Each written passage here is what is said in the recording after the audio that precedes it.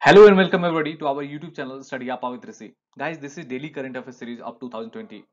अगर हमारी किसी दिन सीरीज नहीं आती है तो आप परेशान ना हो, क्योंकि नेक्स्ट डे हम कवर अप कर लेते हैं और मंथ के लास्ट में जो भी हमारी क्वेश्चंस या you can say current affairs छूट जाएंगे उसे हम डिस्कशन कर लेंगे, कवर अप कर लेंगे। और वो मंथ के लास्ट में गाइस बेस्ट 500 क्वेश्चंस भी हम लाने की कोशिश करेंगे, और जो हमारी छूट गई है जैसे अगस्त की हो गई, सितंबर की हो गई, उसको भी हम जल्दी से कवर अप करके लाएंगे। Guys, I am Rishikesh Kumar. I am bringing this series to you. आप हमें इंस्टाग्राम टेलीग्राम पे फॉलो कर सकते हैं स्टडी आप विद ऋषि के नाम से। अगर आपको पीडीएफ चाहिए हमारे लेक्चर के तो आप हमारे टेलीग्राम ग्रुप को ज्वाइन कर सकते हैं। Our first question is, Amazon India has partnered with fill in the blanks to provide online ticket bookings. Amazon India ने किसके साथ पार्टनर किया है ताकि ऑनलाइन टिकट बुक कर सकें? Option are civil aviation, railway, PhonePe, Paytm. Correct option is option number B, railway. देखो, अभी अमेजन इंडिया ने आईआरसीटीसी के साथ टाई अप किया है ताकि जो ऑनलाइन बुकिंग है टिकट की अक्रॉस ऑल दी ट्रेन हम कर सकते हैं। देखो, आईआरसीटीसी का फुल फॉर्म है Indian railway catering and tourism corporation, है ना, आप इसे याद रखना। देखो, अभी अमेजन के साइट से या अमेजन के ऐप से आप हमारी रेलवे की जो टिकट्स हैं आप बुक कर सकते हैं।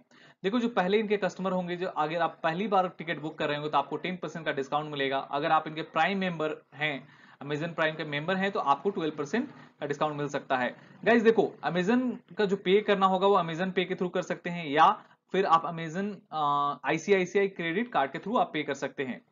अगर आपको अपनी जो बुकिंग है वो कैंसिल करवाना है तो कैंसिलेशन इंस्टेंट हो जाएगा, आपको रिफंड भी इंस्टेंटली मिल जाएगा। ओवरऑल ये जो टाई अप हुआ है वो हमारी जर्नी को स्मूथ करने के लिए किया गया है, आप इसे याद रखें। देखो, अब बात करेंगे हम अमेजन की, तो अमेजन के जो फाउंडर हैं वो जेफ बेजोस हैं, और जो इसकी फाउंड हुआ था, ये जब स्टैब्लिश हुआ था वो 1994 में हुआ था, और इनकी जो हेडक्वार्टर है वो सिएटल वाशिंगटन में है, आप यूएस में, आप इसे याद रखना। Name the anti radiation missile successfully flight test by DRDO. Anti radiation missile जिसका हाल ही में डीआरडीओ ने सफल परीक्षण किया उसका नाम बताएं। Options are Rudram, Shaurya, smart, HSTDV. Correct option is option number A, Rudram. Rudram, देखो, एक एंटी रेडिएशन मिसाइल है जिसका हाल ही में डीआरडीओ ने सफल परीक्षण किया है बालासोर उड़ीसा से सुखोई सुखोई 30 MKI एयरक्राफ्ट से, है ना। रुद्रम का एंटी रेडिएशन मिसाइल क्या है गाइस? एंटी रेडिएशन मिसाइल, जैसा आपको नाम से ही पता चल रहा होगा, एंटी रेडिएशन कहने का मतलब है हमारे कोई भी एनिमी की रडार या उसकी कम्युनिकेशन सिग्नल से जो भी रेडिएशन आएगी उसको हम इंटरसेप्ट करके, है ना, जो इंटरसेप्ट करने का रेंज है वो काफी बड़ा होता है ना, तो इंटरसेप्ट करके लॉक करके उसे हम न्यूट्रलाइज कर सकते हैं, डिसमेंटल कर सकते हैं, है ना। तो ये हमारी डीआरडीओ के लिए और खास हमारी जो एयर कैपेबिलिटी है उसको काफी बूस्ट करती है। ये बहुत बड़ी अचीवमेंट मानी जा रही है गाइस। अभी हाल ही में हम लोगों ने सौर्य मिसाइल के बात किया था। सौर्य मिसाइल क्या है? सरफेस टू सरफेस मिसाइल है जो न्यूक्लियर कैपेबल है वॉरहेड ले जाने के लिए, है ना। स्मार्ट क्या है? एंटी सबमरीन, जो एक टॉर्पीडो है जो सुपरसोनिक स्पीड से जाती है। जो एचएसटीडीवी क्या है? हाइपरसोनिक टेक्नोलॉजी डेमोन्स्ट्रेटर व्हीकल, जिसका डीआरडीओ ने सफल परीक्षण किया है और बालासोर उड़ीसा से किए हैं, इसे ये ध्यान रखना आप। Next question is, Zircon hypersonic missile successfully test fired by. Zircon hypersonic missile का सफलतापूर्वक परीक्षण कौन से देश ने किया है? ऑप्शंस आर रूस, यूएस, इंडिया, चाइना।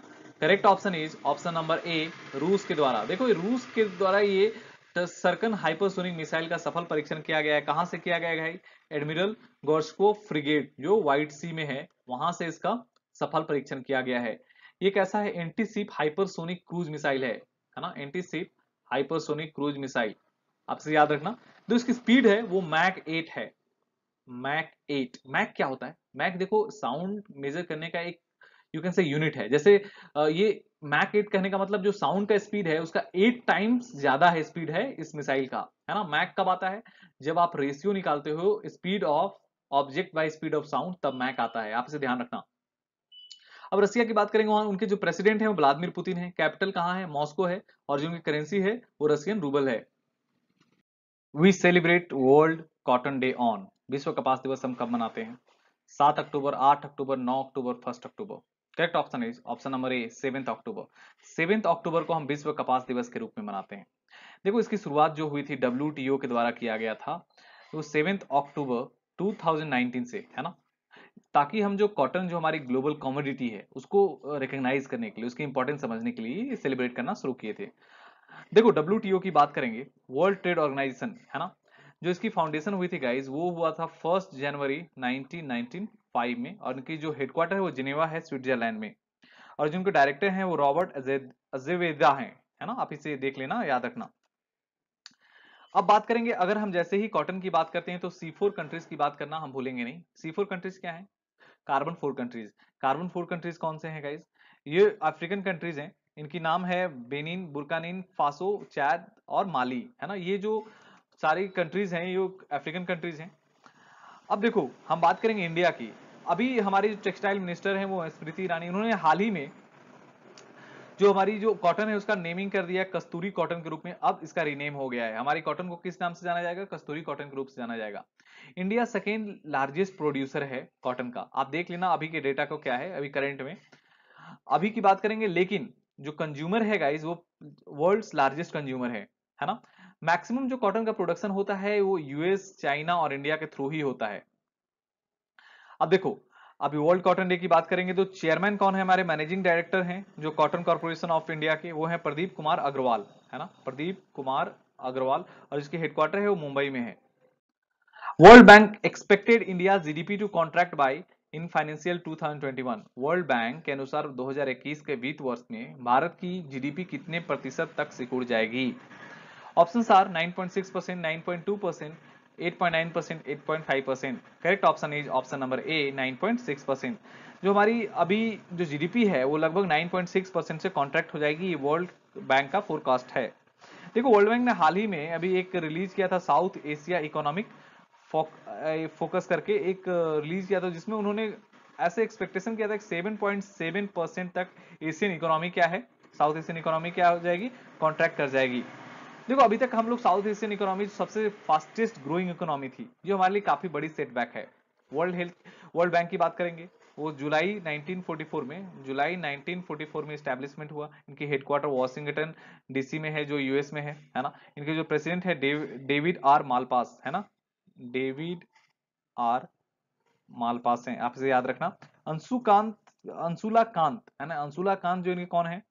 देखो managing director of chief financial officer भी हैं वर्ल्ड बैंक के, जो इंडियन ओरिजिन के हैं, आप इसे याद रखें। World Post Day was celebrated on, विश्व डाक दिवस कब मनाया जाता है? Options are 8 October, 9 October, 7 October, 5 अक्टूबर।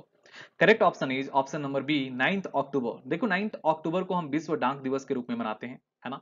इस दिन हम रिकग्नाइज और अप्रेज करते हैं कि हमारी जो डाक सर्विसेज है, जो हम जिस टाइम हमारी टेक्नोलॉजी नहीं थी, सबसे पहले डाक आया था जिसके थ्रू हम एक दूसरे से कम्युनिकेट करते थे, या एक कह सकते हो अभी तक हम डाक के थ्रू, पोस्ट के थ्रू ही बहुत सारी इकोनॉमिक एक्टिविटीज और बहुत सारी एसेंशियल एक्टिविटीज हम अभी भी करते हैं, है ना।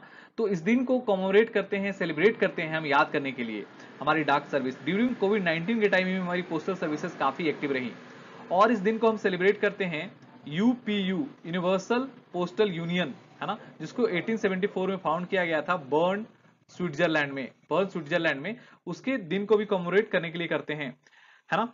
आप देखो हमारी पोस्टल सर्विसेज सामने काफी चैलेंजेस हैं, कैसे हम इसे मॉडर्न टाइम में कैसे हम अपग्रेड करें, ताकि अभी हमारे साथ ये economically you can say able हो, फाइनेंशियली एबल हो, ताकि हमें सर्विस लेने में, सर्विस प्रोवाइड करने में दिक्कतें नहीं आए, है ना। और इनके जो डायरेक्टर जनरल हैं यूपीयू के, अभी जो डायरेक्टर जनरल वो बिसर हुसैन हैं, है ना।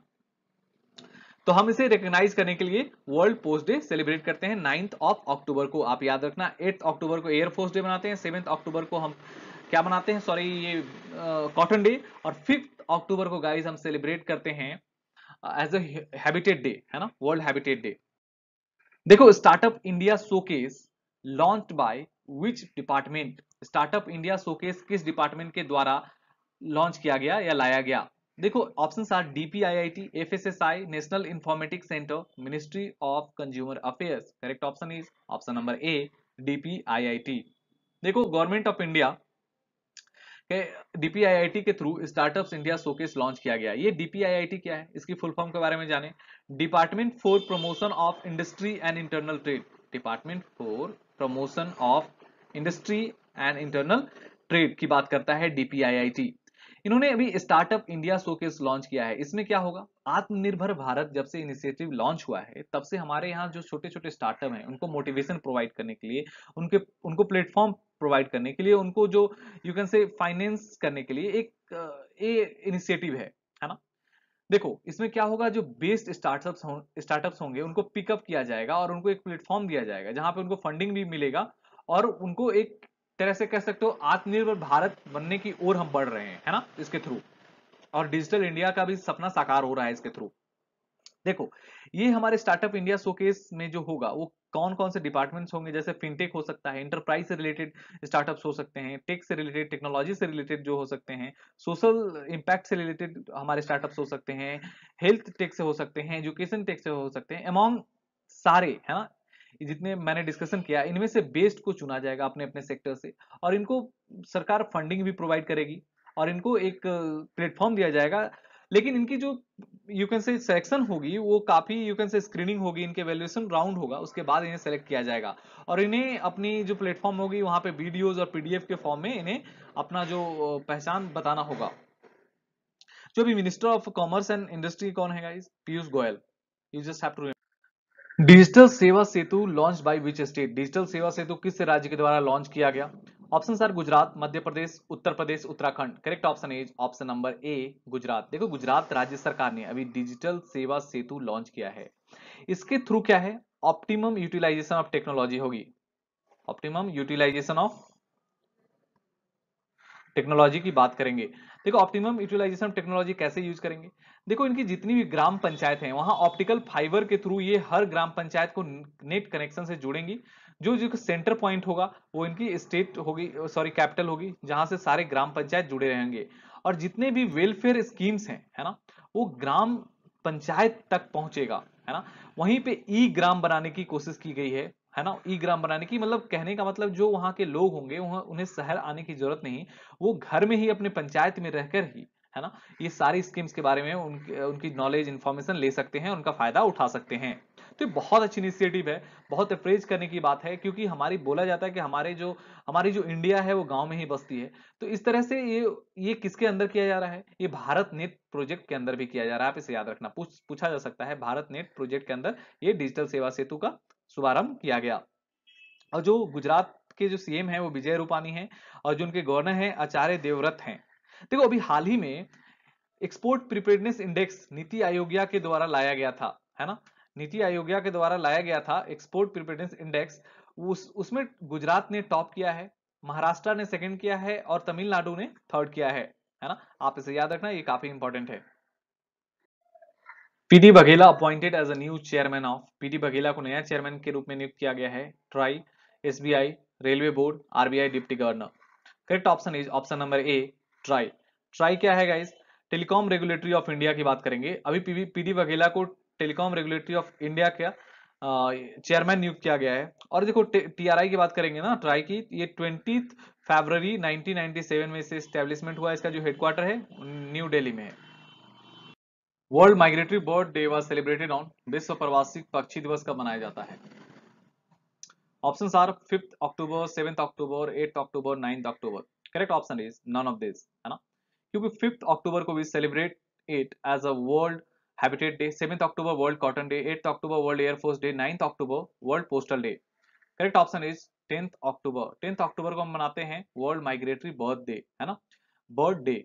इस बार की जो थीम है गाइस वो है बर्ड्स कनेक्ट आवर वर्ल्ड। आप याद रखना, birds connect our world. Name the name the India's first indigenous anti radiation, है ना, एंटी रेडिएशन मिसाइल। देखो guys we have discussed this question earlier, so will skip this, है ना। Name the recently appointed RBI deputy governor, हाल ही में नियुक्त RBI के सहायक गवर्नर का नाम बताएं। Option are M Rajeshwar Rao, Dinesh Kumar, M A Ganapathi, BK Yadav.